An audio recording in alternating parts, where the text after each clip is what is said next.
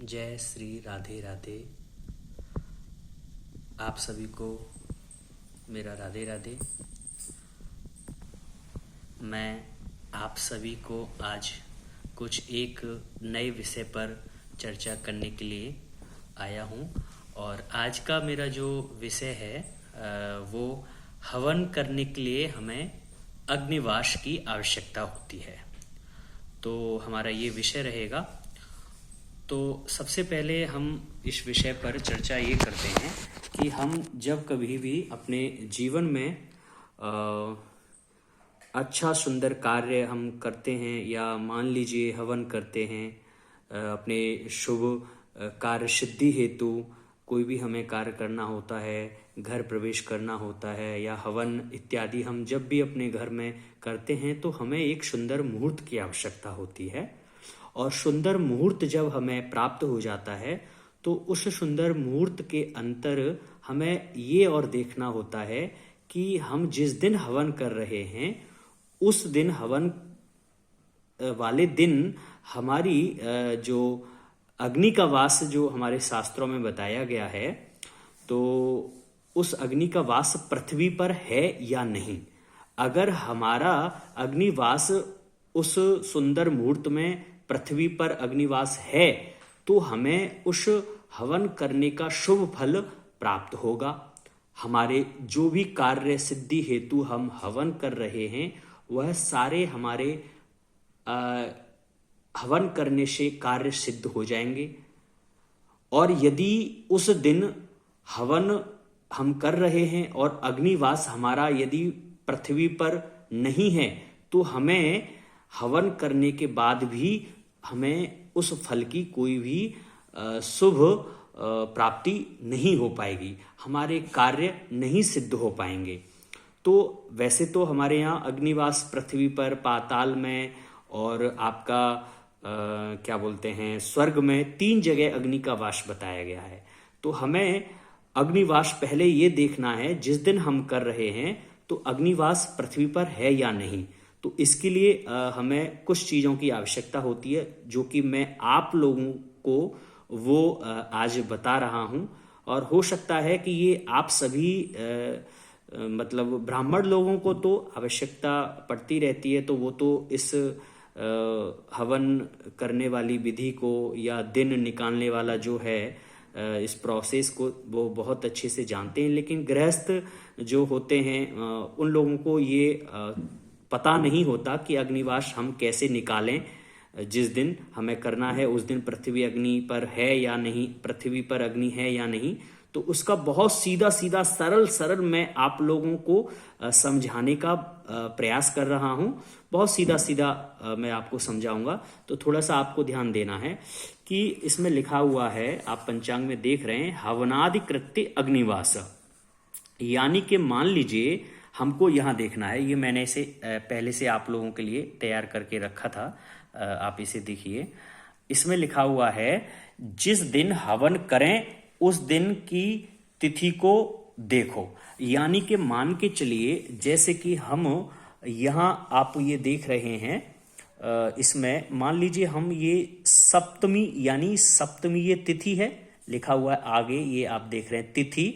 तो मान के चलिए हम जैसे कि चतुर्थी को ही ले लेते हैं और तिथि के पास में ये वार यानी दिन जो होते हैं हमारे, शनिवार, रविवार, गुरुवार, जो भी ये वार हैं ये तिथि है। तो तिथि मान के चलिए हम चतुर्थी को मान लीजिए कर रहे हैं। तो हमें क्या है कि तिथि को देखना है और तिथि में एक संख्या हमको जोड़नी है, जो कि इसमें भी लिखा हुआ है कि अभीष्ट, यहाँ लिखा हुआ है अभीष्ट तिथि में एक जोड़ें, है ना। तो हमारी चतुर्थी है इधर, तो चतुर्थी में हमको एक जोड़ना है। ये शास्त्रोक्त विधि आपको बता रहा हूं। इसमें एक हम जोड़ देंगे तो ये 5 यानी पंचमी हो जाएगी। और गुरुवार हमारा दिन है। आगे लिखा हुआ है कि अभीष्ट तिथि में एक जोड़ें और उसमें अभीष्ट वार संख्या जोड़ें। तो अभीष्ट वार संख्या हमारा यहाँ चतुर्थी में क्या है, गुरुवार, यानी कि रविवार, सोमवार, मंगलवार, बुधवार और बृहस्पतिवार, यानी 5 ये और 5 हमारा ये चतुर्थी और एक 5 दूनी 10, यानी 10 संख्या ये हो गया। अब क्या लिखा है कि जो संख्या हमें प्राप्त होगी उस संख्या में हमें क्या करना है, 4 का भाग देना है। तो 4 का हम जब भाग देंगे तो 4 दूनी 8, यानी कि 2 बार गया, शेष कितना बचा हमारा 2।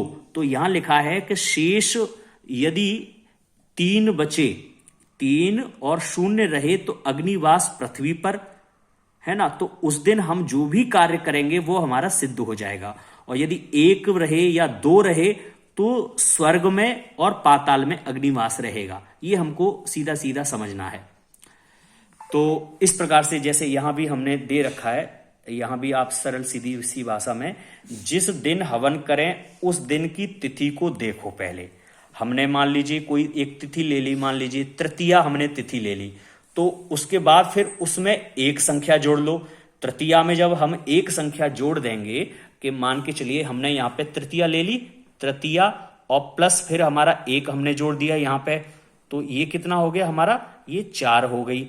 फिर मान के चलिए फिर उस दिन वार संख्या जोड़ो, मान लीजिए हमारा उस दिन रविवार है, तो रविवार हमारा रविवार यानी 1 हो गया, तो 1 हमें इसमें फिर आगे जोड़ देंगे प्लस 1, तो हमारा ये कितना हो गया, 3 और 1 4, 4 और प्लस 1 रविवार, यानी ये हो गया 5, है ना, 5 ये हो गया। फिर उसके बाद में क्या लिखा है, फिर 4 का हमें भाग देना है उसमें। अब 4 का जब हम भाग देंगे तो कितना, 4 का जब 5 में हम देंगे तो एक बार चला जाएगा, 4 एकन 4, 4 एक बार गया, शेष कितना बचा 1।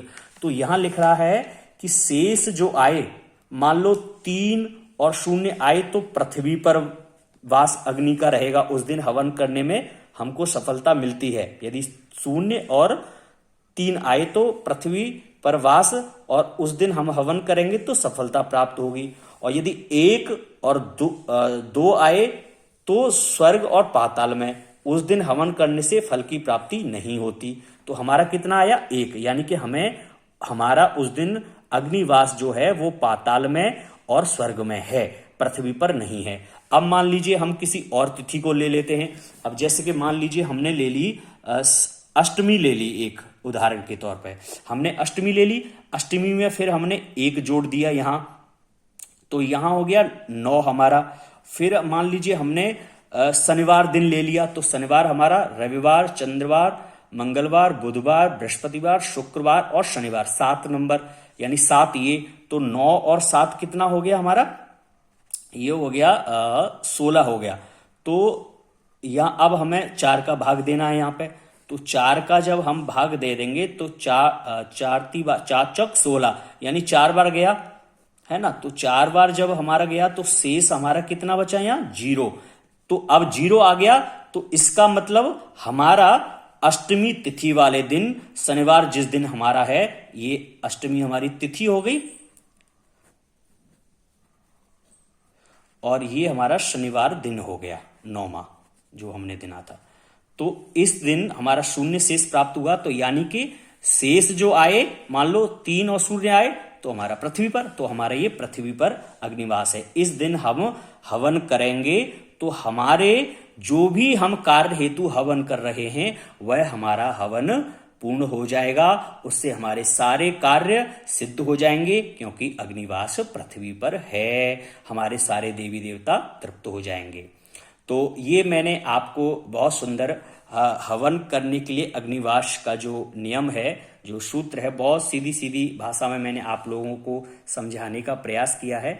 अगर आपको ये मेरी वीडियो अच्छी लगी हो तो कृपया मेरी इस वीडियो को आप लाइक करें, कमेंट करें, और अच्छे आप और कोई जानकारी आप विशेष जानना चाहते हैं तो कमेंट में आप मेरे को बताएं, मैं आपको पहुंचाने की कोशिश करूंगा। और मेरे इस चैनल को सब्सक्राइब करें ताकि मैं आगे भी आप लोगों तक बढ़िया बढ़िया वीडियो लेकर के आऊं। ऐसी अध्यात्म से संबंधित जानकारी आप लोगों तक पहुंचाने की मैं कोशिश कर रहा हूं। तो आप मुझे सब्सक्राइब करें मेरे चैनल को, और कमेंट करें, और बढ़िया लाइक करें और शेयर भी करें। जय श्री राधे, राधे राधे।